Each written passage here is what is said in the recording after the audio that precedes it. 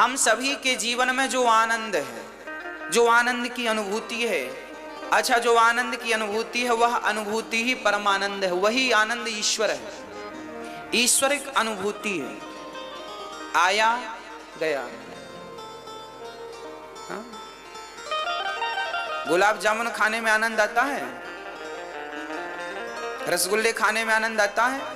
हाँ, बड़ी भूख लगी हो तो रोटी खाने में भी आनंद आता है। हाँ, प्यास लगी हो तो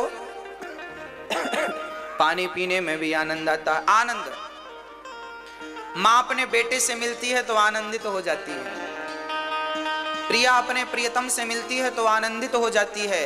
हर जगह आनंद है, हर जगह क्या है? आनंद है। आज तो आनंद आ गया, हम सब कहते हैं आज आनंद आ गया। ये जो आनंद की अनुभूति हम करते हैं, कभी कभी बेटे से मिलकर, पत्नी से मिलकर, पुत्र से मिलकर, परिवार से मिलकर, शादी कर दी बेटी की तो आनंद की अनुभूति हो गई, हमें कुछ उपलब्धियां मिल गई तो आनंद की अनुभूति हो गई, हमें कुछ पैसा मिल गया तो आनंद की अनुभूति हो गई, हमने कुछ पा लिया, प्रतिष्ठा पा ली, आनंद की अनुभूति हो गई। ये जो अनुभूतियां हैं, एक्चुअली यह अनुभूति ही ईश्वर की अनुभूति है। अब मैं आपको उस आनंद की और इस आनंद की अनुभूति में थोड़ा सा अंतर समझाऊं। हमारे जीवन में आनंद तो है, पर फर्क इतना है कि हमारे जीवन में आनंद क्षण मात्र का है, आया और गया, है ना। 7 दिन कथा सुनी, बड़ा अच्छा लगा, पर 7 दिन कब बीत गए? आए वो 7 दिन और चले गए 7 दिन। 7 दिन बड़ा आनंद आया, अब जाना पड़ रहा है, अब जाएंगे। तो आनंद, हमने संसार में जो भी आनंद पाया है वो क्षण मात्र का। रसगुल्ले में आनंद तब तक है जब तक पेट नहीं भर जाता, पेट भरा तो रसगुल्ले में आनंद नहीं है।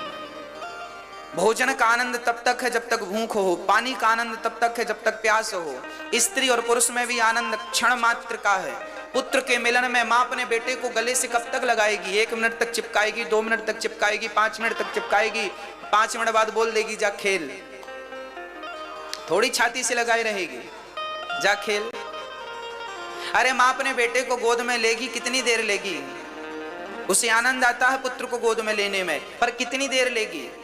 माँ अपने बच्चे के गालों को कब तक चूमेगी? 2 बार चूमेगी, 5 बार चूमेगी, 50 बार चूमेगी, फिर तो तार के रखे ही देगी। संसार का हर सुख जो है क्षणिक है, चाहे माँ पुत्र का हो, चाहे पति पत्नी का हो, चाहे खाने का हो, चाहे सोने का हो। हम खूब सोएं, खूब आनंद आएगा, पर वो भी क्षणिक है। नींद खुली फिर नींद नहीं लगती, अब जागते रहो, करवट बदलते रहो। ये जो आनंद है क्षणिक आनंद है, इसे बड़ा करना हो तो क्या करना पड़ेगा? बोले आप भगवान की शरण में जाएंगे तो ये जो छोटे छोटे टुकड़ों में आनंद हमें मिल रहे हैं।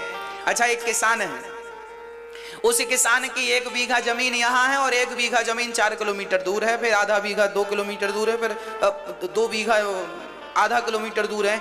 उसकी 50 बीघा जमीन है, पर वो टुकड़े टुकड़े में है। तो बताओ उसका कोई अर्थ निकल रहा है?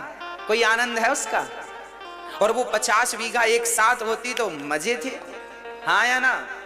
बोलो हाँ कि ना? अरे टुकड़े टुकड़े में जो आनंद, हम जो घर गृहस्थी में आनंद भोगते हैं सांसारिक, ये टुकड़ों वाला है। और भगवान की भक्ति करने में एक जाई आनंद है, वो भगवान आनंद स्वरूप है, एक साथ 50 बीघा है। जब यहां से पुण्य करके तुम जाओगे भगवान के धाम, गौलोक धाम, तो भगवान वहां आनंद की अनुभूति कराएंगे, वहां आनंद है। ये संसार सागर है, इस संसार में आनंद टुकड़ों में है। अच्छा, आप बताओ, आपके परिवार में, आपकी गृहस्थी में 3.5 घंटे हम आपको रोज कथा सुनाते हैं 7 दिन तक, और आप जब से सुनते हैं जब तक आरती नहीं हो जाती तब तक आपको आनंद का अनुभव होता है, हाँ या ना? कथा में इतना लंबा आनंद संसार में आज तक आपने किसी भी सब्जेक्ट में पाया हो तो मुझे बताओ। 3.5 घंटा आप कथा नित्य सुनते हैं, आपको 3.5 घंटा पता नहीं चलता, मतलब आनंद की अनुभूति होती रहती। आनंद आ रहा, इस कथा में, इस प्रसंग में, इस दृष्टांत में, इस भजन में आनंद आ गया।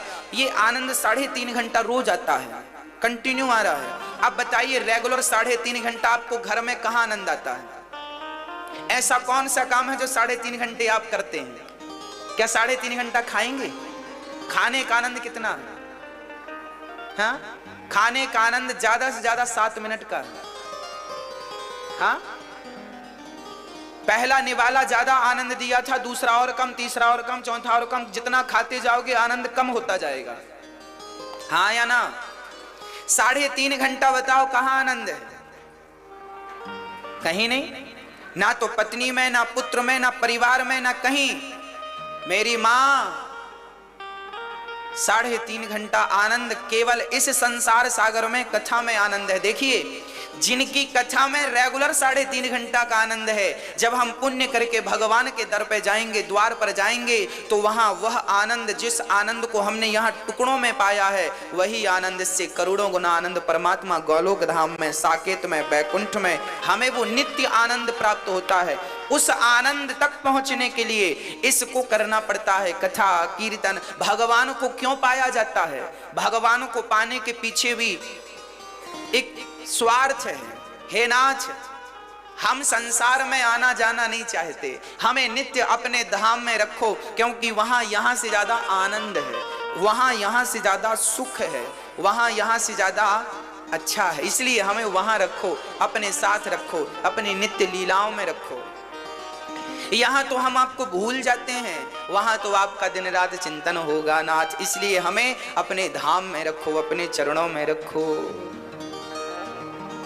तो आप, यदि आप इस आनंद से संतुष्ट हैं तो फिर ये आनंद तो मिला ही है।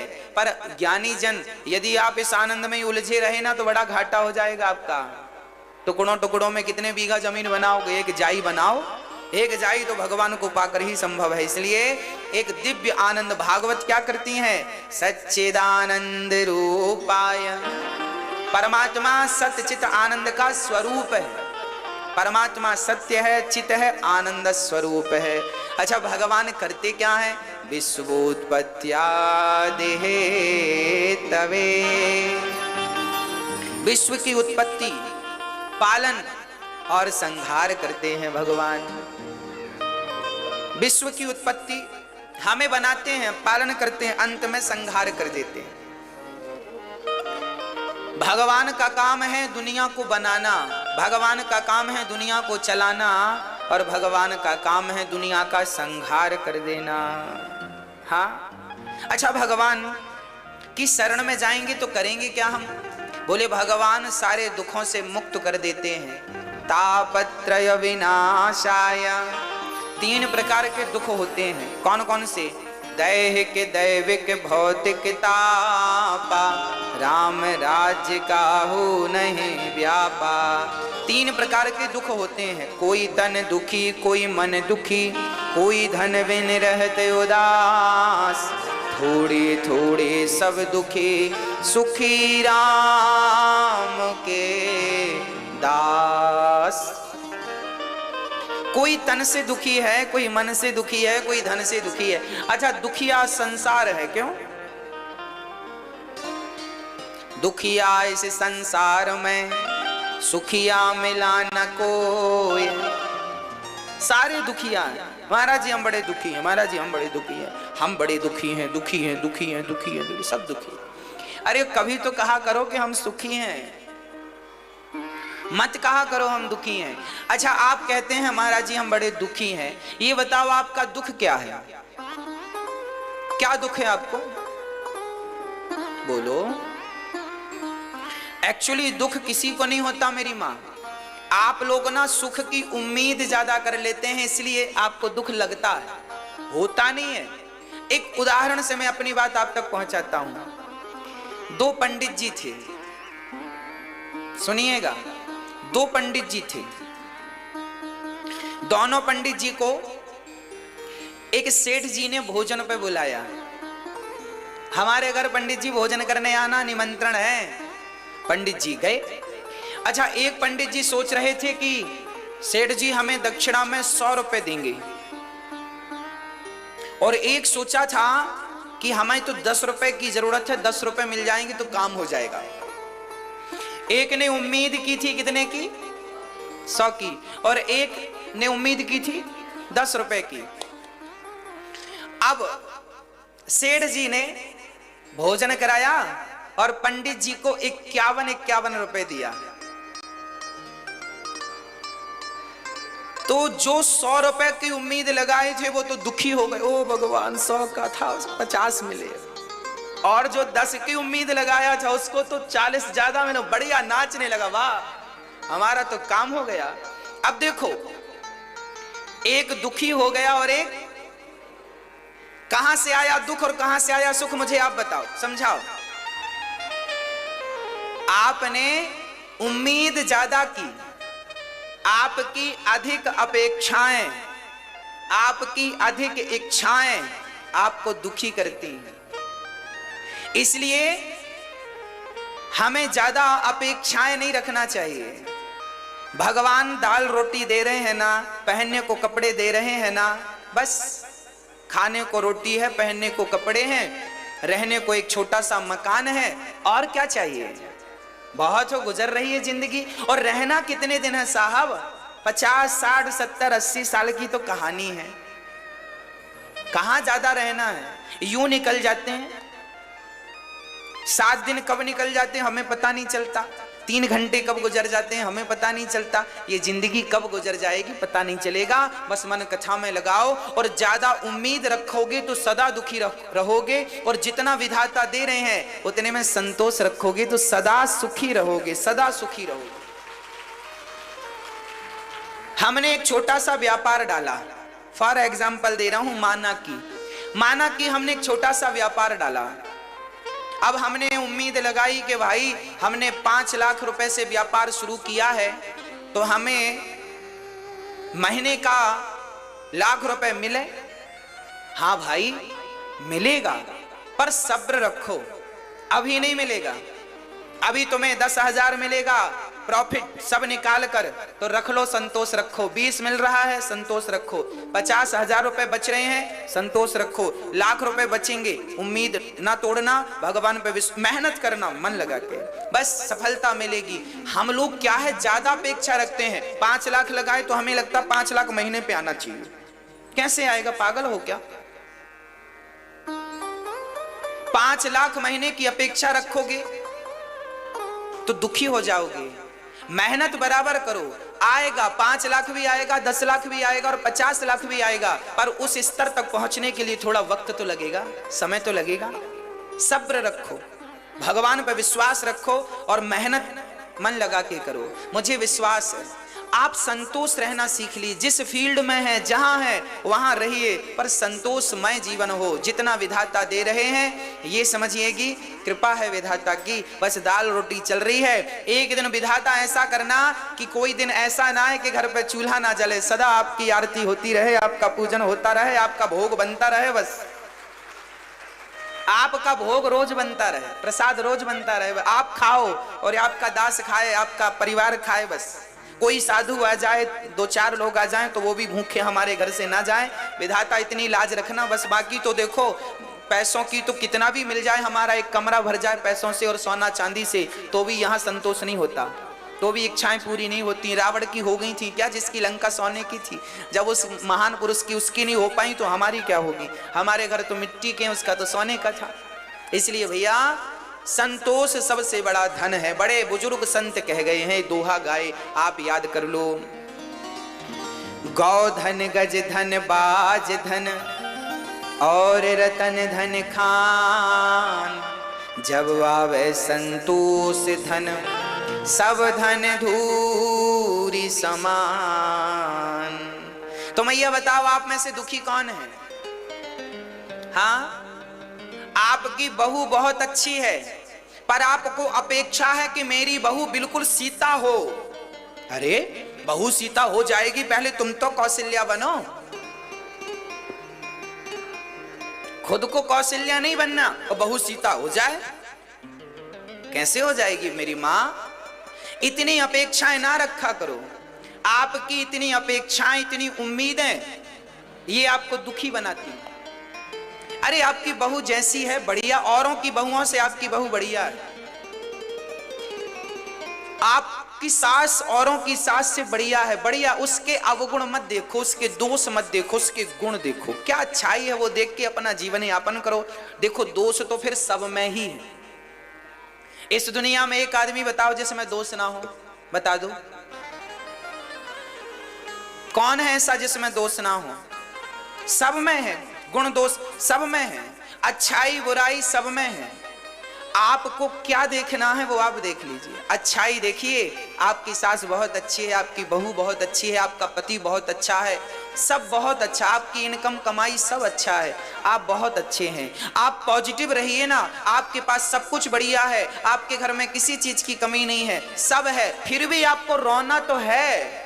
महाराज जी ये नहीं है, जो है उसमें संतोष नहीं है, जो नहीं है उसके लिए आंसू हैं बस।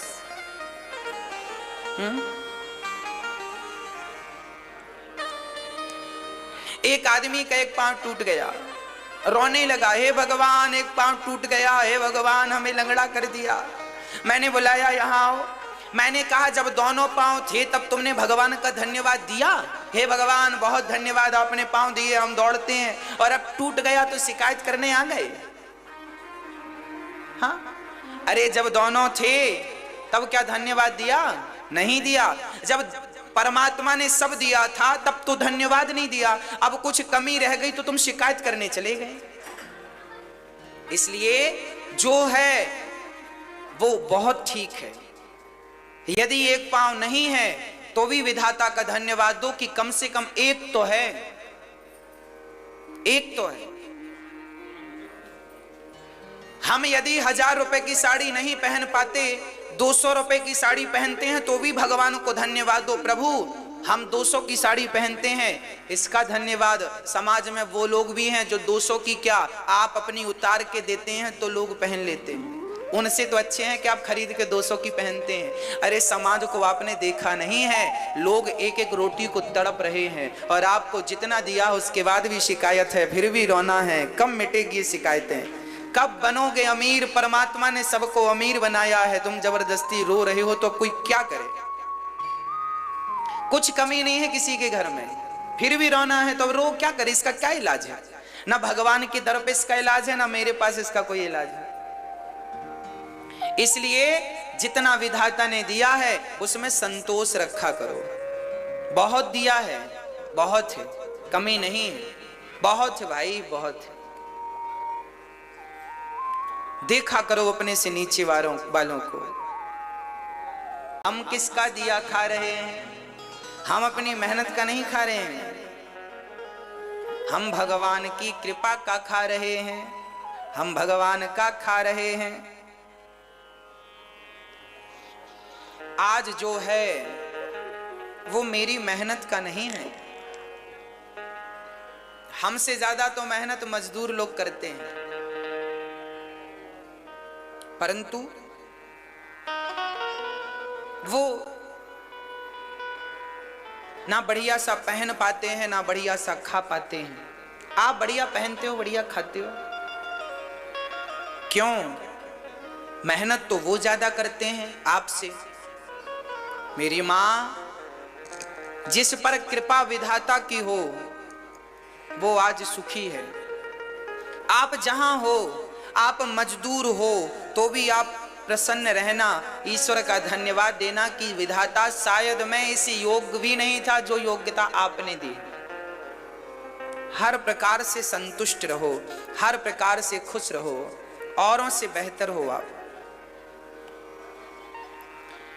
भगवान सारे दुखों को दूर करते हैं। तापत्रय विनाशाय, जो भगवान की शरण में चला जाता है, भगवान की शरण में जो गया, भगवान उसका सारा दुख दूर कर देते हैं, सारा दुख समाप्त कर दिया।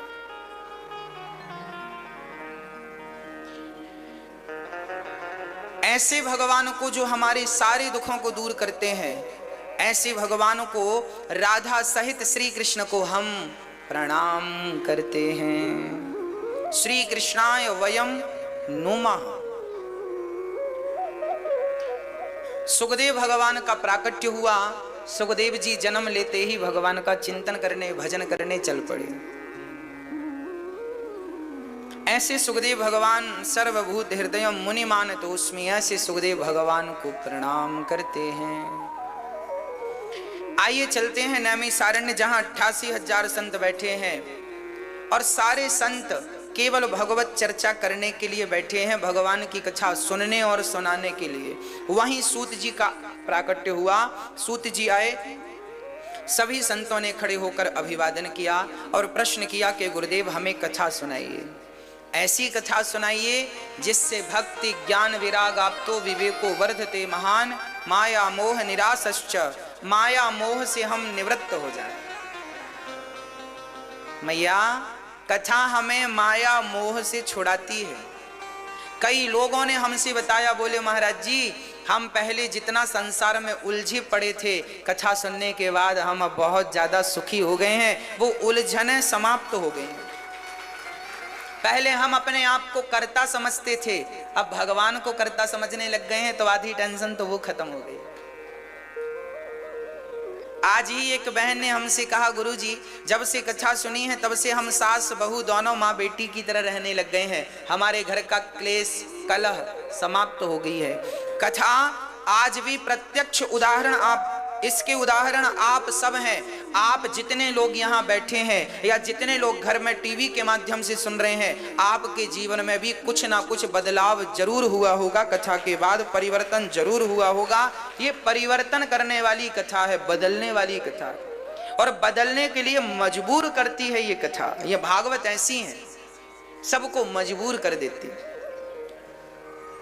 प्रिय भक्तों, माया मोह से छुड़ाने वाली और भक्ति ज्ञान वैराग्य को बढ़ाने वाली ये कथा है। भक्ति ज्ञान विराग आप तो विवेको वर्धते, विवेक भी बढ़ता है, भक्ति भी बढ़ती है। अरे भक्ति तो आपके हृदय में नाचती है। जो कथा प्रेमी होते हैं ना, आपके हृदय में तो भक्ति नाचती है। भक्ति आपके ही मन में, आपके ही भीतर है। इसलिए आप ऐसी कथा सुनाइए सूत जी जिससे कृष्ण की प्राप्ति हो जाए। भागवत कृष्ण की प्राप्ति कराएगी ऐसा वचन नहीं है, भागवत सुनने वाले को कृष्ण की प्राप्ति होगी, हो गई, बस हो गई। कृष्ण मिलेंगे, मिलेंगे नहीं, मिल गए। हाँ, भागवत मिलाती है। आपको बिहारी जी का दर्शन हुआ कि नहीं? हाँ जी, आज हुआ। हाँ, तो देखो कथा सुनने आए और कथा सुनी, तो कथा का फल क्या है? बोले कथा भगवान का दर्शन कराती है, सो आपको दर्शन हो गए भगवान के। यही तो कथा का फल है, यही फल है, भगवान की प्राप्ति कराती है। प्रिय भक्तों, एक बार यह भागवत की कथा देवराज इंद्र ने सुनने का मन बनाया। शुक ताल में राजा परीक्षित को सुखदेव भगवान कथा सुना रहे थे। उसी क्षण देवराज इंद्र अमृत का कलश लेकर आए और कहने लगे कि हमें ये भागवतामृत सुनाओ, कथा हमें सुनाओ और कथा के बदले ये अमृत राजा परीक्षित को पिलाओ।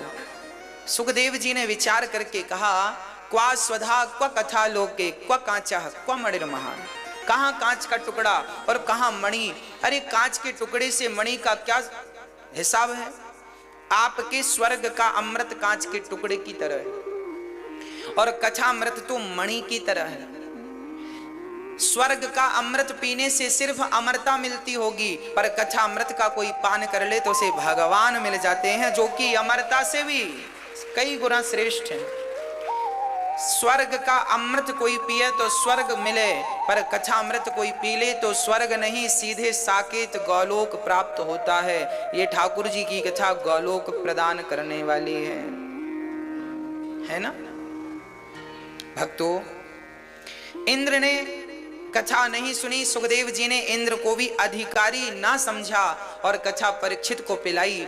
जब 7 दिन की कथा सुनकर परीक्षित का उद्धार हुआ, तब राजा इंद्र को आश्चर्य हुआ। अरे भागवत सुनकर के तर गया, परीक्षित तर गए। एक तराजू बांधी, उसके एक पलड़े पर भागवत को रखा, दूसरे पलड़े पर तमाम स्वर्ग के सुखों को रखा और तौल कर देखा तो भागवत जी का पलड़ा भारी था, स्वर्ग के सुख तो हवा में झूल रहे थे। इंद्र बोले प्रभु भागवत जी में इतना वजन कि स्वर्ग का सुख भी फीका पड़ गया। तब भागवत से भगवान प्रकट हो गए, इंद्र तुम भागवत से स्वर्ग का सुख नहीं तौल रहे हो, तुम हमसे तौल रहे हो, क्योंकि भगवान कहते हैं कि मैं और भागवत दो नहीं है, प्रत्यक्ष कृष्ण एव ही, भगवान ही भागवत हैं और भागवत ही भगवान है। भगवान इस भागवत में सदा विराजते हैं।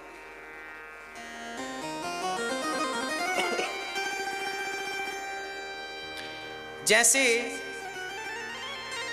गुलाब के पुष्प में खुशबू सदा के लिए विराजमान है, चमेली के पुष्प में खुशबू सदा के लिए विराजमान है, उसी तरह से भागवत में भगवान सदा के लिए विराजमान है। यदि गुलाब की खुशबू लेना हो तो गुलाब को उठाओ और इसकी खुशबू का आनंद ले लो। उसी प्रकार भगवान का आनंद लेना है तो भागवत सुनो, भगवान का आनंद अपने आप प्राप्त हो जाएगा। भगवान की अनुभूति, भगवान की खुशबू, जैसे गुलाब से गुलाब की खुशबू निकलती है, ऐसे भागवत से भगवान की खुशबू निकलती है। भगवान प्रकट होते हैं इस भागवत से।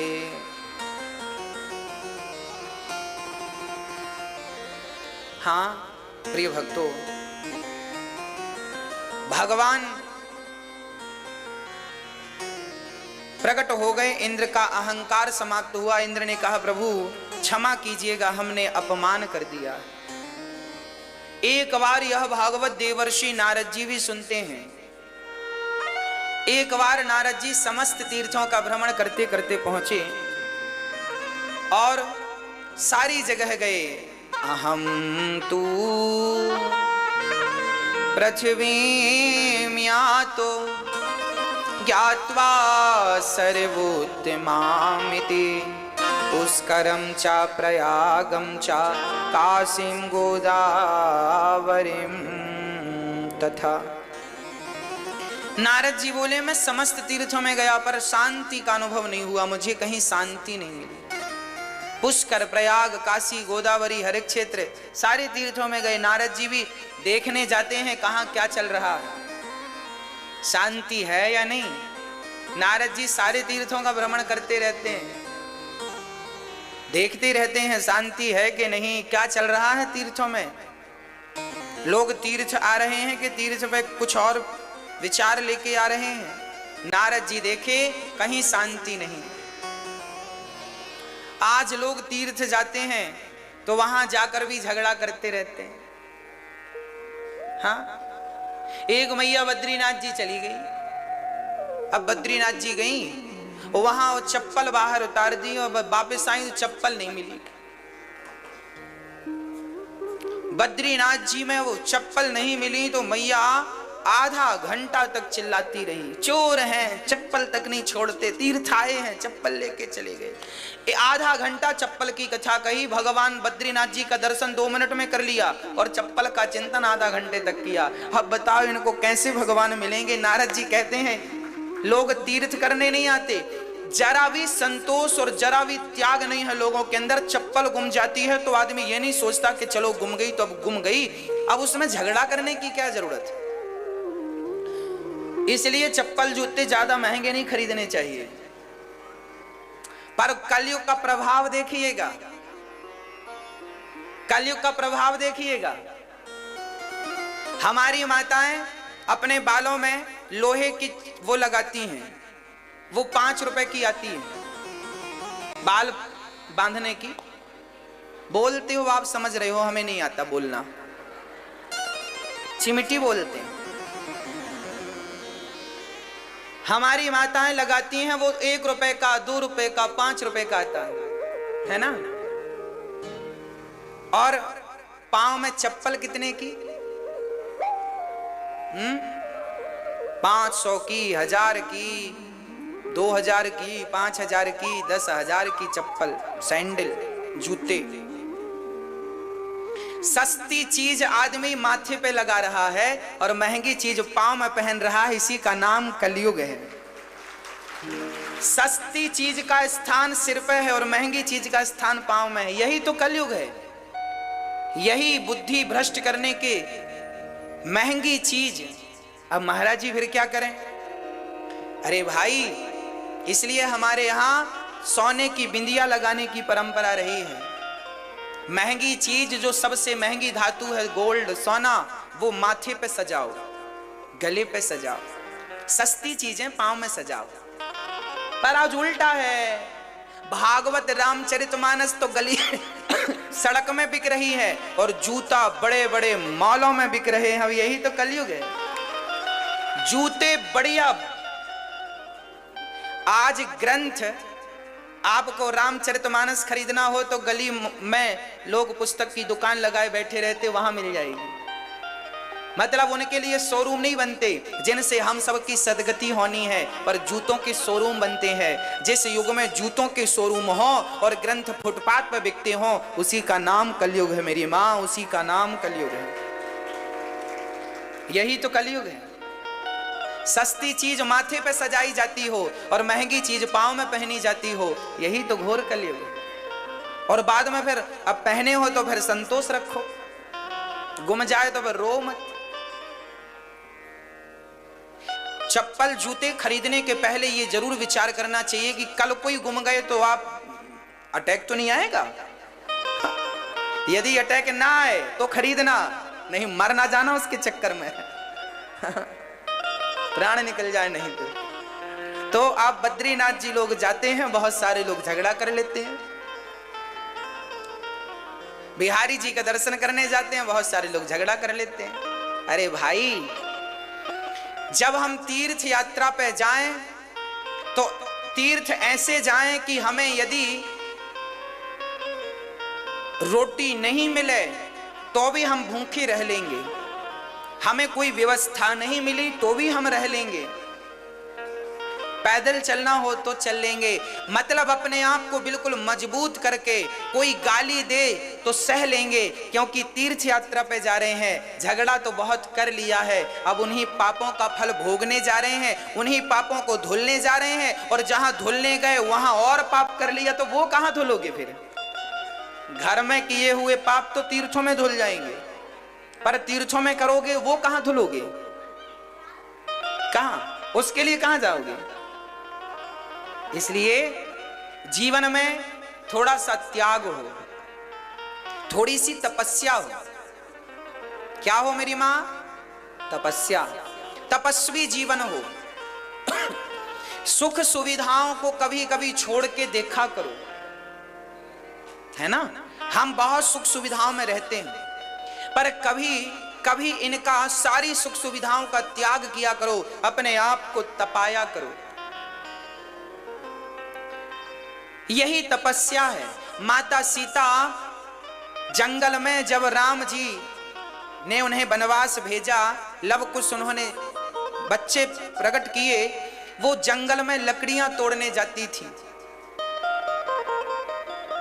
चप्पल नहीं थी, नंगे पांव लकड़ियां तोड़ती, गट्ठा बनाती, सिर पे रखती। और आज सीता जी लकड़ियां जंगल से लेकर आती और अपने बच्चों को स्वावलंबी बनाती। हर चीज सुख सुविधाओं में नहीं है मेरी मां। थोड़ी सा सुख सुविधाओं से हट करके जीवन जियो, थोड़ा सा त्याग भरा जीवन हो, तपस्या भरा जीवन हो। हर बात पर झगड़ा ना हो, हर बात पर दुख ना हो, प्रसन्नता हो। चलो कोई बात नहीं। नारद जी ने देखा पुष्कर, प्रयाग, काशी, गोदावरी, हरिक्षेत्र, कुरुक्षेत्र, सारे तीर्थों में शांति नहीं। तब नारद जी गृहस्थों के घर चले गए। शायद आपके घर शांति हो तो आपके घर शांति नहीं, आप लोगों के घर भी झगड़ा चल रहा था। कहां शांति है आजकल? हर जगह विवाद है, हर जगह झगड़ा है। साधुओं में देखने को मिलता है, एक साधु ने दूसरे साधु का मर्डर कर दिया इसलिए ताकि उसकी संपत्ति इनको मिल जाए, ये वहां के महंत बन जाए। साधुओं के घर भी ये उठापटक चल रही है। और यही उठापटक गृहस्थियों के घर चल रही है। बड़े भाई ने छोटे भाई की जमीन दबा ली, छोटे भाई ने 2-4 फीट जमीन दबा ली। अब छोटा भाई मांगे, भैया आपने हमारी जमीन पे कब्जा कर लिया। अरे मेरा भाई हूं मैं, तो भाई केवल हड़पने के लिए हो, हड़पने के लिए हो। अच्छा, समाज में ये देखा जाता, घर परिवार में जो भाई ज्यादा सीधा होता है ना, उस भाई को उसके चतुर भाई ज्यादा परेशान करते हैं। सीधे का कहीं घर दबा लेंगे, कहीं प्लॉट दबा लेंगे, कहीं जगह दबा लेंगे, कहीं ये ले लेंगे, कहीं और लेके देंगे नहीं। ये चतुर भाई, ये चतुर लोग ना, जो ज्यादा भाई भाई में लड़ाई झगड़ा करना कराते हैं, ये अगले जन्म में कौआ बनते हैं, सीधा जाकर छिछी में चोंच मारते हैं। एक आंख फोड़ देते हैं भगवान, क्योंकि तुम्हारी दोनों आंख का तो कोई सवाल नहीं है। दोनों आंख होती तो तुम किसी की जमीन जायदाद, तुम्हारी जो है बहुत बढ़िया है, जितना है तुम्हारा वो तुम्हारा है। दूसरे का करोड़ हमारे लिए मिट्टी है, उसमें हमें नियत नहीं रखना चाहिए, भले वो हमारे भाई का हो। भाई का है तो क्या हुआ, बंटवारे में उसे मिला है, जितना उसे मिला वो उसका, जितना हमें मिला वो हमारा। अब उसमें नियत ना डुलाओ। यदि तुमने उसकी जमीन जायदाद पर कब्जा किया, वो कमजोर है, वो लड़ नहीं सकता, तुमने कब्जा कर लिया, याद रखना, क्या विधाता तुम्हें माफ करेंगे?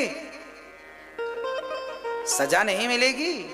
वो सीधा है बेचारा, बोल नहीं पाता, झगड़ा नहीं कर पाता, कोर्ट कचहरी नहीं जानता, तो तुमने उसको तो दबा लिया।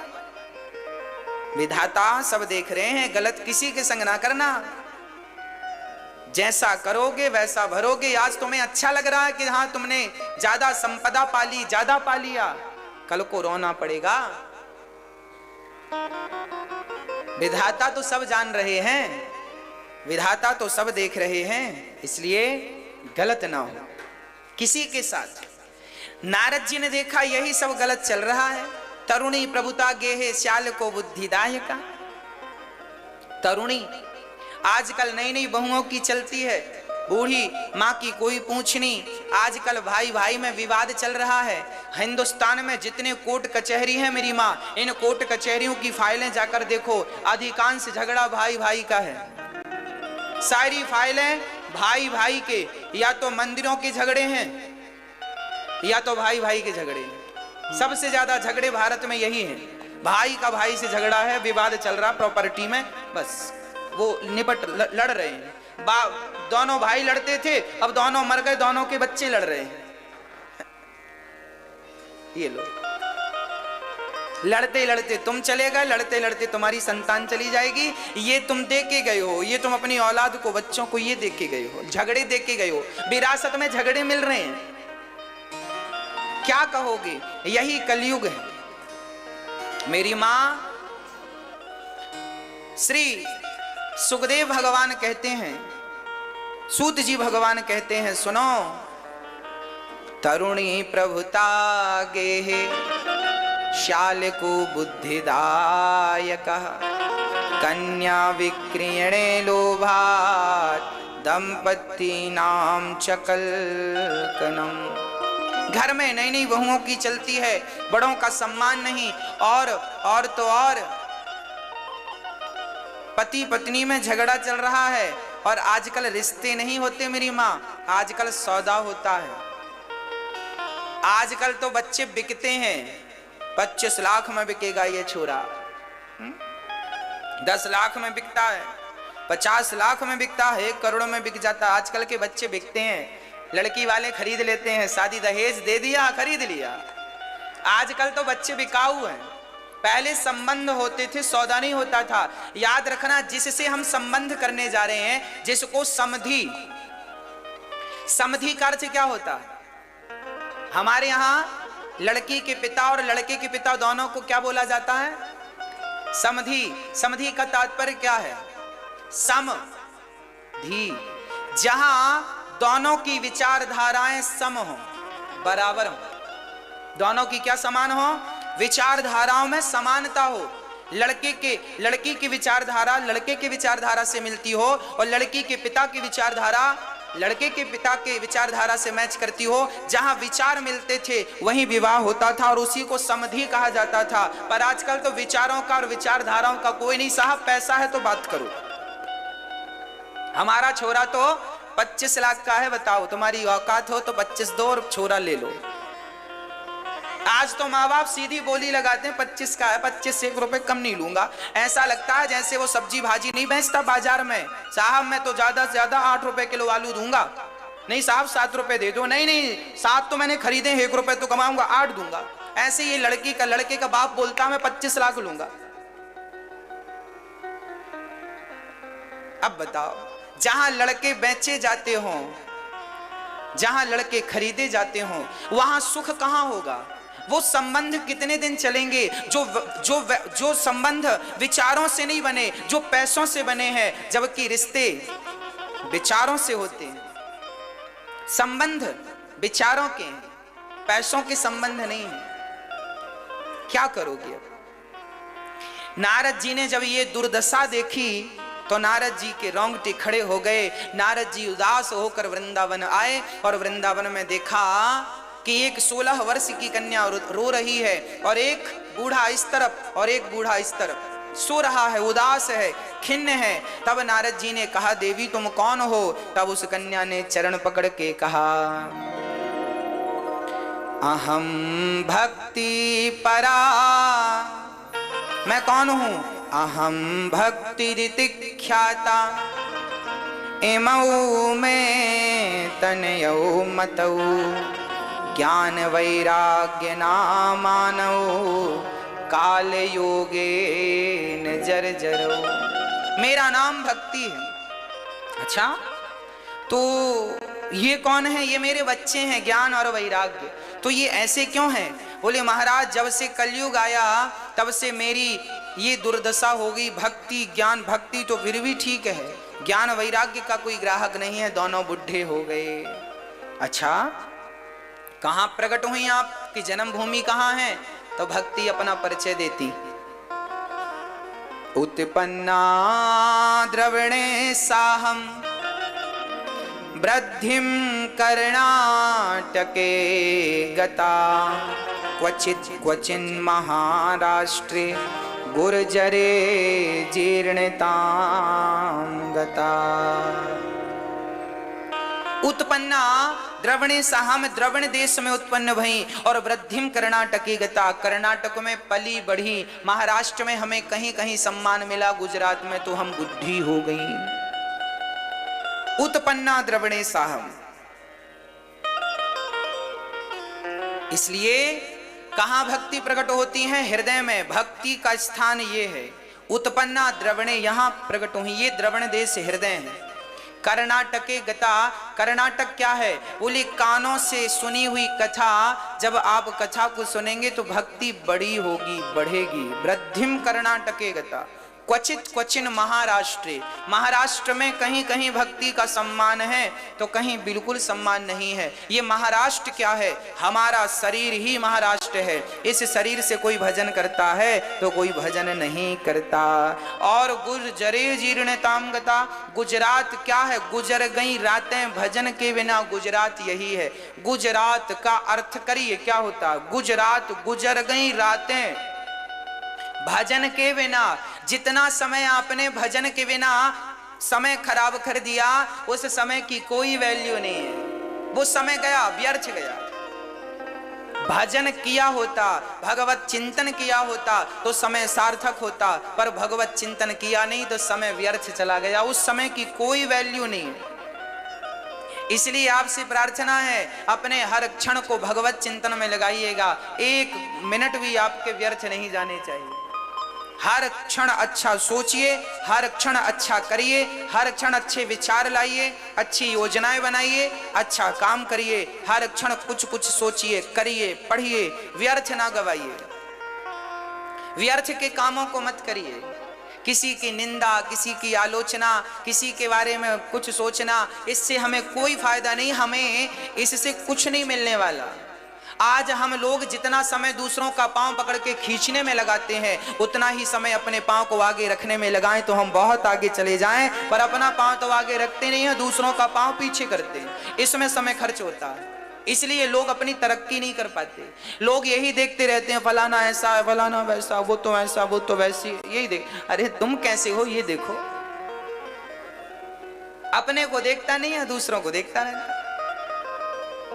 खुद कुछ करता नहीं, दूसरा कुछ करता है तो वो कमियां ढूंढते रहते। कमियां। और मेरी मां, कमियां देखने वालों ने तो माता सीता में भी कमियां निकाल दी। कमियां देखने वालों ने तो माता सीता में भी कमियां निकाल दी। हमारी कमियां कोई देखेगा तो 1 करोड़ कमियां हम में निकल आएंगी, आप में कोई कमी देखेगा तो आप में भी निकल आएंगी। मेरी मां, यदि कमी देखना है तो कमियां तो हम में बहुत हैं। 1-2 हो तो गिनाए, करोड़ों हैं, आप गिन लो, करोड़ों निकलेंगी हमारे भीतर। तो हम क्या करेंगे किसी की कमियां देखकर? आप में ये कमी है, हम क्या करेंगे इस चीज को देखकर? हमने इसको नोटिस भी कर लिया कि आप में ये कमी है, चलिए हमने आपकी उन्नति के लिए बता दिया, भाई ये कमी आप ठीक कर लो, अच्छे हो जाओगे, बता दिया, बात खत्म। अब हम आपकी कमियां देख के पड़ोसी से कहें, सुनो उसमें तो ये कमी है, ऐसा है, वैसा है, लोगों को बड़ा स्वाद मिलता है। हमारी माताएं तो भूखी प्यासी खड़ी रहती हैं दरवाजे में और वो बातचीत करती रहती हैं, उनको बड़ा स्वाद मिलता है। 1-1 घंटे निकल जाते हैं। बूढ़े लोगों को गांव में देखो, नुक्कड़ में बैठ करके लोग बस यही चर्चा करते हैं, फलाना ऐसा, फलाना वैसा।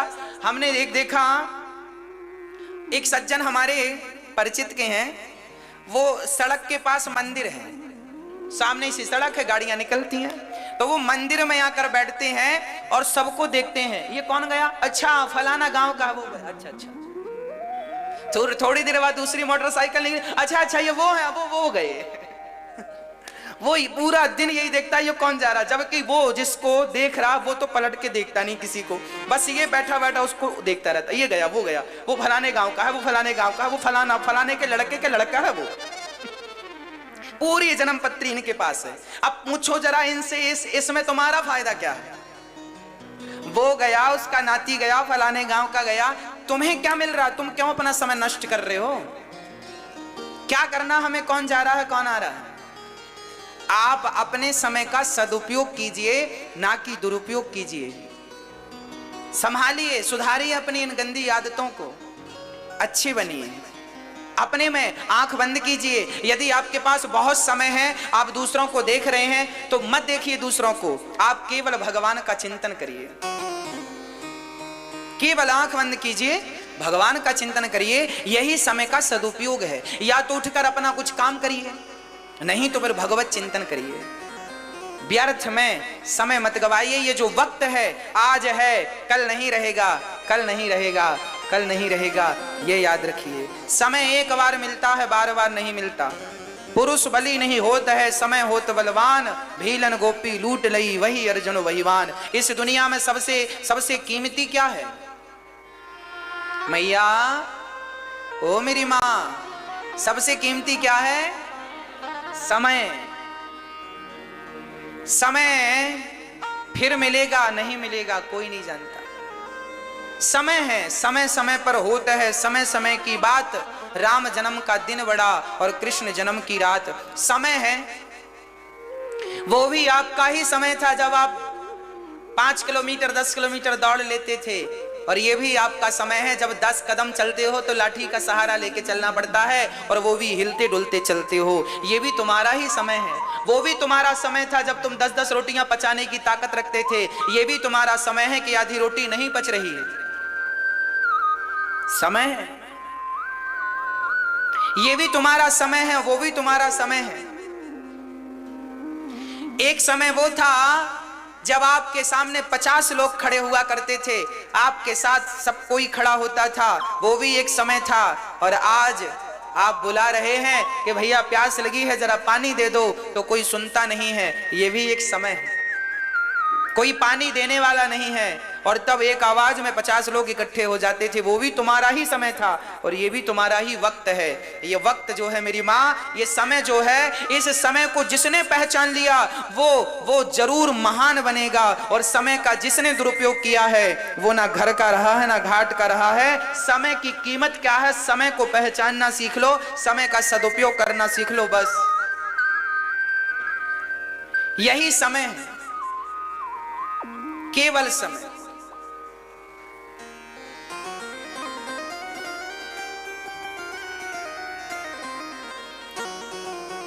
आज श्री नारद जी महाराज कहते हैं, भक्ति से देवी चिंता ना करो। भक्ति महारानी सब जगह दुखी थी पर वृंदावन में सुखी है। भक्ति कहीं हो ना हो पर वृंदावन में तो भक्ति नृत्यति यत्र चा, भक्ति तो नृत्य कर रही है, नाच रही है वृंदावन में। धन्य है ये वृंदावन, धन्यम वृंदावनम तेना भक्ति नृत्यति यत्र चा। धन्य है ये वृंदावन जहां आज भी भक्ति महारानी ताता थैया करके नाच रही हैं। नारद जी ने कहा मैं कुछ करता हूं। तब नारद जी ने सनकादियों से कहा महाराज मैं क्या करूं कि भक्ति का दुख दूर हो जाए। तब कहा भागवत की कथा सुनवाओ। नारद जी ने कहा मैंने गीता सुनाई, वेद पुराण सुनाया, दुख दूर नहीं हुआ, भागवत से हो जाएगा। बोले हाँ, जो कहीं किसी से नहीं हुआ वो भागवत से होगा।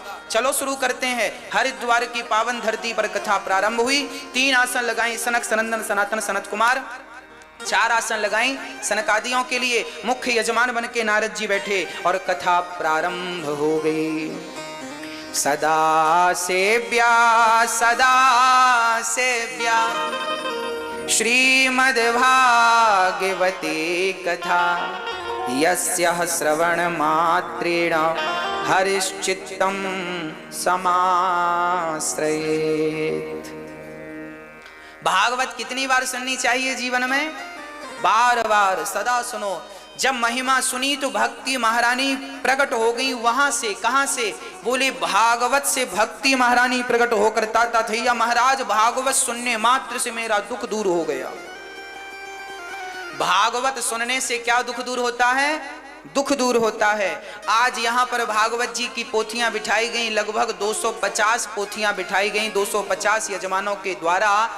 आप सभी लोग, आप, मुझे विश्वास है कि आप जिन्होंने भागवत जी की पोथी बिठाई है, भागवत जी निश्चित जैसे भक्ति महारानी का दुख भागवत जी ने दूर किया, आप सभी का कष्ट दूर करेंगे। आप सभी के जीवन में खुशियां बनेंगी, बढ़ेंगी और आपका जीवन समृद्धवान होगा, घर में आनंद होगा। अब आप सभी लोग बड़े प्रेम से भागवत जी को बड़ी श्रद्धा से 7 दिन तक सुनिए। अपने आप आपकी जो इच्छाएं हैं भागवत जी उसे पूरा करेंगे। उन सभी यजमान परिवारों को जो घर बैठकर भागवत जी की पोथी बिठाए हैं, आप सभी भक्तों का बहुत बहुत साधुवाद, बहुत बहुत धन्यवाद। आप सभी के लिए मंगल कामना। बिहारी जी आप सभी की इच्छाएं परिपूर्ण करें, सुख और समृद्धवान आप बने, सुखी और समृद्धवान बने। अगला अष्टोत्तर 11 मार्च से होगा। महाशिवरात्रि के दिन से अष्टोत्तर प्रारंभ होगा। फिर से 108 पोथियां अष्टोत्तर में भागवत जी की बैठेंगी। जो लोग आगे अष्टोत्तर पाठ कराना चाहें भागवत जी की पोथी से, अपना और अपने पूर्वजों का कल्याण कराना चाहें तो आगे के सत्र से आप जुड़ सकते हैं। प्रिय भक्तों, नारद जी महाराज बड़े प्रेम से कथा सुन रहे हैं और नारद जी को सनकादि कथा सुना रहे हैं। भक्ति प्रकट हुई तो बैठे कहां? तब भक्ति प्रकट हो के बोली, भक्ति सुतौ तौ तरुणौ गृहीत्वा प्रेमई के रूपा सहसा विरासीत। श्री कृष्ण गोविंद हरे मुरारी नाथेति नामानि मुहुर्वदन्ति।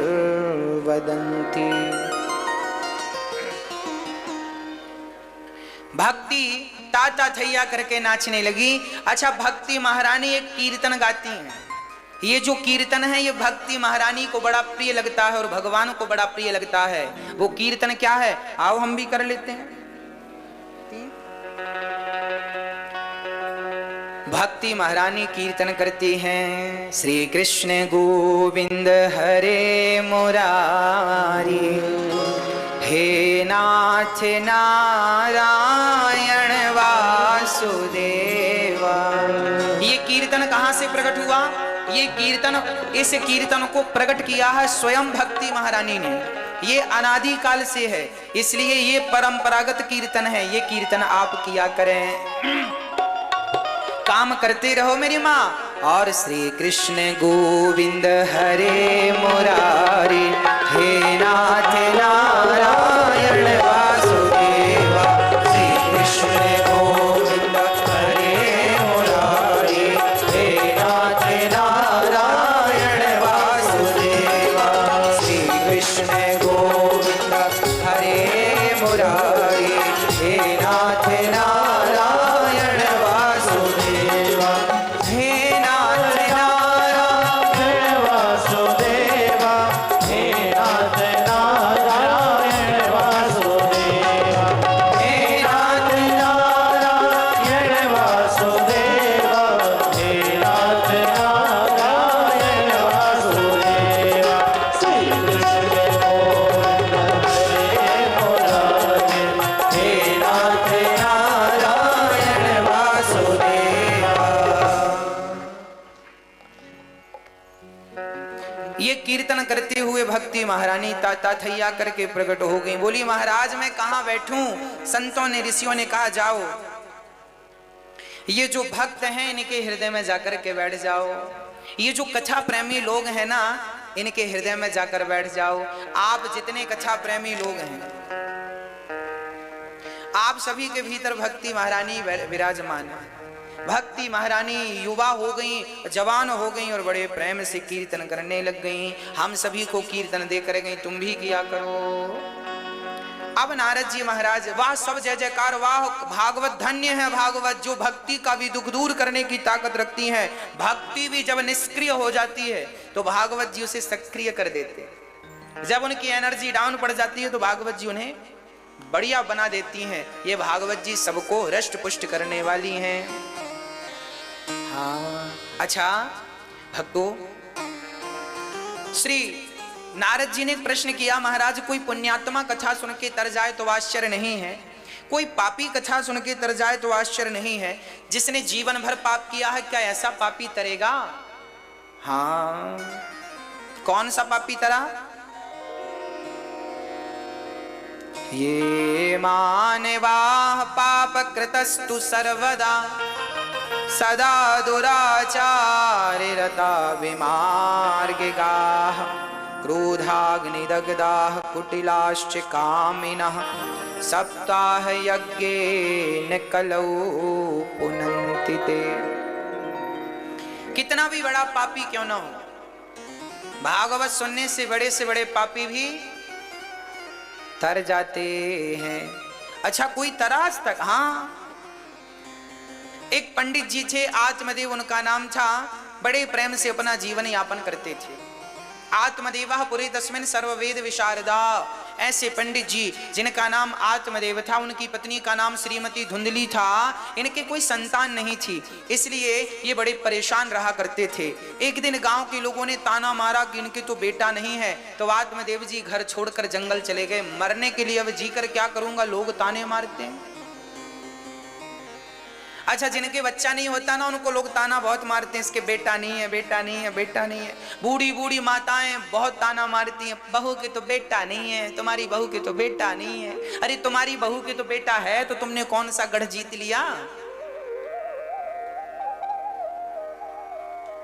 बहू के बेटा नहीं, क्या करोगी बेटे का? अरे जो परमात्मा दे रहे हैं संतोष रखो, नहीं दिया इसमें भी तुम्हारी कोई भलाई ही होगी। जो परमात्मा हमें नहीं देते उसमें हमारी भलाई होती है। जो करते हैं भगवान वो अच्छे के लिए करते हैं। इस संसार में जो हो रहा है वो भी अच्छा हो रहा है, जो हुआ है वो भी अच्छा हुआ, और जो कल को जो होगा अच्छा होगा। आप ये ना कहा करो कि भगवान ने आपके साथ गलत कर दिया। कुछ गलत नहीं किया भगवान ने, सब बढ़िया। अरे किसी के खाते में बेटे हैं, किसी के खाते में बेटे नहीं हैं। जिनके सिर पे कर्जा है तो कर्जा उतारने बेटा आया है, जिसके सिर पे कर्जा नहीं है तो कर्जा उतारने बच्चा नहीं आए। जिनके सिर पे कर्जा होता है उनके संतान होती है, जिनके सिर पे कर्जा नहीं होता उनके संतान नहीं होती। तो आप बिना कर्जे के, अब बताओ कर्जीला आदमी ज्यादा अच्छा माना गया है कि बिना कर्जे का? हाँ, बिना कर्जे का ज्यादा अच्छा। लेकिन लोग रोते हैं सबको देख देख के उनके है, अरे उनके कर्जा है, तुम बिना कर्जे वाले हो, तुम क्यों रोते हो? पर देखा देखी में लगता है कि भाई उनके है तो हमारा भी होना चाहिए। यही तो माया है, जो तुम्हारे लिए भगवान अच्छा करते हैं उसमें भी तुम दुख ही चाहते हो, हमें मिल जाए मिल जाए। क्या करोगे? जिनके बच्चे हैं वो बेचारी माताएं भाग भाग के वृंदावन आ जाती हैं, 4-4, 3-3, 2-2 बच्चे हैं, एक रोटी तक नहीं देते बुढ़ापे में। क्या करोगे बच्चों को पाकर? गिलास भर पानी की उम्मीद नहीं कर सकते बच्चों से आप। जो बच्चे सेवा करते हैं मैं उन बच्चों को प्रणाम करता हूं। जो सेवा नहीं करते, अपनी माँ बाप का सम्मान नहीं करते, मैं उनसे निवेदन कर रहा हूं, सेवा किया करो। और मेरी माँ बेटों के लिए ना रोया करो। मीराबाई के भी पुत्र नहीं था पर वो भी रोती थी। फर्क इतना है कि आप पुत्र के लिए रोती हो, वो भगवान के लिए रोती थी। पुत्र के लिए रोने वाली तो मर गई और उसके बाद कोई जाना नहीं, पर भगवान के लिए रोने वाली जब गई तो दुनिया आज तक नाम जपती है कि मीराबाई जैसा प्रेम मेरे भीतर आ जाए, मीरा जैसा भक्त, मेरी मीरा जैसी भक्ति मेरे भीतर आ जाए। आज भी मीरा का नाम लेकर मेरी वाणी शुद्ध हो जाती है। क्या बताएं हम? क्या करोगे बच्चों का, क्या करोगे बेटों का? इस संसार में बेटा पाने हमारा जन्म नहीं हुआ, ये तो माया है भगवान की। जो आता है ना, ये माया का जाल ऐसा है, सब उलझ जाते हैं। क्या करो भगवान की मम माया दुरत्तया, बड़ी प्रबल माया है भगवान की, इससे छूटना भी बड़ा कठिन है। क्या करोगे? पर मैं आपको निवेदन करता हूं कि बेटों के लिए रोया ना करो। बहुत लोग ऐसे हैं जिन्होंने बिना बेटे के भगवान को पाया है। कितने लोग हैं और बेटों से कुछ नहीं होता। एक संतोष मिलता है कि चलो बेटा हो गया, लोगों का नहीं तो मुंह चलता रहता, बेटा नहीं हुआ, बेटा नहीं हुआ। किसी आदमी, किसी पुरुष, कोई पुरुष कहीं जाकर बैठे ना तो उसके दोस्त यार मजे लेते रहते, अरे इसका तो बेटा नहीं हो रहा है, इसका तो बच्चा नहीं हो रहा है।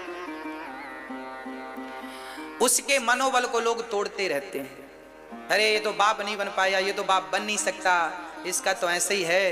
अब नाना प्रकार की बातें करके उसका मनोबल तोड़ देते हैं। वो बेचारा जीता जागता चलता फिरता मुर्दा बन जाता है। लोग इतने ताने मारते हैं। पता नहीं ये थिंकिंग कब जाएगी, बेटा बेटा क्या करोगे बेटों का? ये समाज इतनी पढ़ी लिखी होने के बाद भी मूर्खों की तरह व्यवहार होता है, मूर्खों की तरह बातें होती हैं। 4 लोग जहां बैठते हैं भगवत चर्चा नहीं करते, काम की चर्चा नहीं करते कि कोई बढ़िया अपने कल्याण की बात करें, अपने बिजनेस व्यापार को आगे बढ़ाने की बात करें। वो दूसरों की टांग पकड़ के खींचते हैं, इसके बेटा नहीं है। 4 लोग बैठेंगे तो यही बात करेंगे, इसके पास क्या है और क्या नहीं।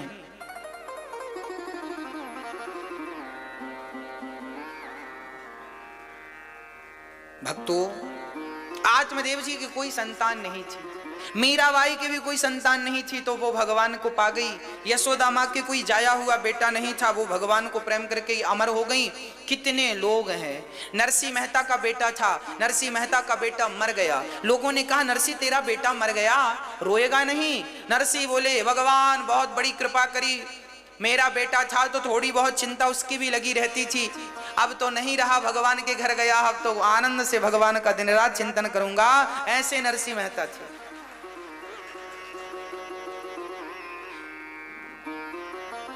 ऐसी विचारधारा आत्म कल्याण करती है। बेटा आपके 10 भी हों और 25 और 50 हों तो ऐसे बेटों का करोगे क्या? इसलिए आत्मदेव जी घर से गए। एक महात्मा जी बोले क्या हुआ? बोले महाराज मेरे बेटा नहीं है। संत जी बड़े हंसे, बेटा तो मेरा भी नहीं है, देख मैं साधु आदमी, मेरा कौन सा बेटा? स्वामी विवेकानंद जी के कौन से बेटा था? स्वामी श्री कृपात्री जी महाराज के कौन सा बेटा था? तुलसीदास जी के बेटे का नाम बताओ।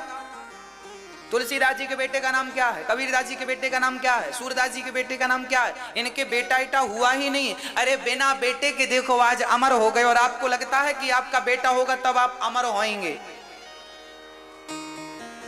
बिना बेटों के अमर हो गए ये सब।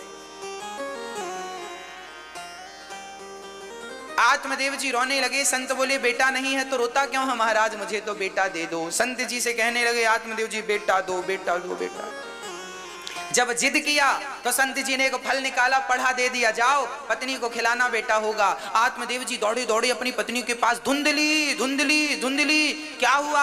अरे बेटा होगा, फल खा लो, धुंधली जल्दी खाओ। धुंधली ने विचार किया, फल खाऊंगी मैं, गर्भवती हो गई तो मुझे बड़ा कष्ट उठाना पड़ेगा, विचार करके खाऊं। पति से कह दिया मैं काम कर लूं फिर खाऊंगी, पूजा करके खाऊंगी। अब धुंधली ने फल को सामने रखा, विचार करने लगी, खाऊं कि ना खाऊं, खाऊं कि ना खाऊं, खाऊं क्यों नहीं खाएगी? पड़ोसन आ गई, क्या हुआ बहन? अरे पति फल लेके आए हैं, कह रहे हैं खाओ, खाओगी तो बेटा होगा। पड़ोसन बोली तो खा लो, बेटा होगा, अच्छी बात है। अरे बहन तुम नहीं जानती हो, बेटा होने में कई बार स्त्रियां मर जाती हो, कहीं मैं मर गई तो? मैं मरना नहीं चाहती। अच्छा आत्मदेव जी से बढ़िया तो धुंधली थी, बेटे के लिए रो नहीं रही थी कम से कम। अच्छा उसने कहा अच्छा चलो मैं नहीं मरी और कहीं बच्चा, मैं गर्भवती हुई, मेरा पेट बड़ा हुआ और तभी मेरे घर में आग लग गई तो भागूंगी कैसे? बड़ा पेट होगा मैं भाग पाऊंगी क्या? अब लो भाई आग लगे क्यों? कोई ऐसा सोचता है क्या? धुंधली सोचती है, नाम उसका धुंधली है। और तो सब ठीक है, यदि मेरे घर में चोर घुस गए तो मैं भागूंगी कैसे? चोरों के डर से। अभी कम से कम भाग तो जाती हूं। मैं नहीं खाऊंगी बहन, और मैंने सुना है कि वो गर्भवती स्त्रियों का पेट बड़ा हो जाता है। ना ना मेरा पेट फिट वाला ठीक है, बड़ा अच्छा नहीं रहेगा मेरे लिए। बोले ना मैं बिल्कुल नहीं खाऊंगी। अब तो खा ही नहीं और फल खिला दिया गौ माता को। तो गौ माता ने वो संत का प्रसाद खाया तो गाय गर्भवती हो गई समय पर, और गाय के गर्भ में बछड़ा नहीं है, बच्चा है। और धुंधली ने अब सोचा कि मेरे पति पूछेंगे फल खिलाया था, बेटा कहाँ है? तो धुंधली पेट में झूठ मूठ का कपड़ा बांध के घूमने लग गई ताकि दुनिया को कह सके कि मैं गर्भवती हूं। उसकी बहन गर्भवती थी, धुंधली की बहन के बेटे को पैसे देकर खरीद लिया और उस बच्चे को खरीदा। जब उसकी बहन को बेटा हुआ तो खरीद लिया, पैसे दे दिए। नाम क्या रखा? बोले मेरा नाम धुंधली, तो बेटे का नाम धुंधकारी, धुंधकारी नाम रखा। पैसों से खरीद लिया। कि गाय को भी एक बच्चा हुआ, नाम रखा गौकर्ण। कान गाय की तरह थे, शरीर देवताओं की तरह, इसलिए नाम गौकर्ण। गौकर्ण पंडितो ज्ञानी, धुंधकारी महाखला। गौकर्ण जी बड़े विद्वान पंडित हुए, ज्ञानी हुए, और धुंधकारी महादुष्ट हुआ, मूर्ख हुआ। एक दिन धुंधकारी अपनी माँ से कहता है माँ पैसे दे दो। माँ ने निकाल कर दे दिया। तो वो पैसे लेकर के गया और जुआ खेल के आया, फिर मांगा, माँ ने फिर दे दिया, फिर जुआ खेला, फिर दिया, फिर जुआ खेला, फिर शराब पिया, माँ ने फिर दिया। पैसा दे दे के धुंधली ने अपने पुत्र को बिगाड़ दिया और महान दुष्ट व्यक्ति बना। एक दिन तो बड़ा होकर, जब बड़ा हो गया धुंधकारी, शराबी बन गया, जुआड़ी बन गया, गंजेड़ी बन गया, सारे दुष्कर्म उसके थे। एक दिन पिता के पास गया, पिताजी पैसा दो। अब पिताजी बोले बेटा कहां से लाए, तुमने तो सारा गवा दिया। ना ना कहीं से लाओ पर पैसा दो। पिता ने पैसा नहीं दिया तो धुंधकारी ने लाठी उठाई और अपने बाप की पीठ में 4 लाठियां बढ़िया तरीके से जमाई।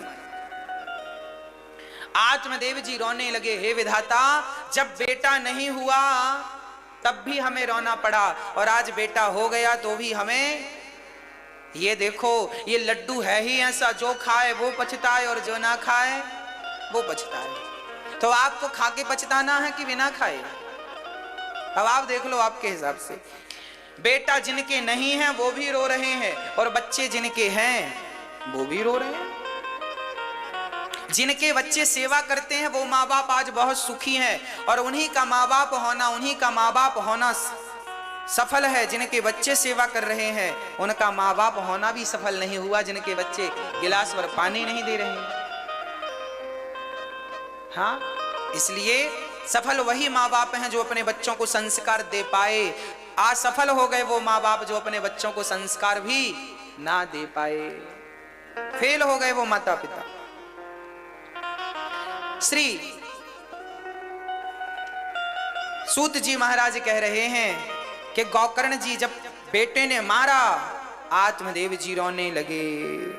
मेरे बेटे ने मुझे मारा, मेरी माँ दूसरों की मार पीट सब बर्दाश्त हो सकती है, पर खुद के अपनों की अपने लोग पुष्प फेंक कर मारें तो गहरी चोट लग जाती है।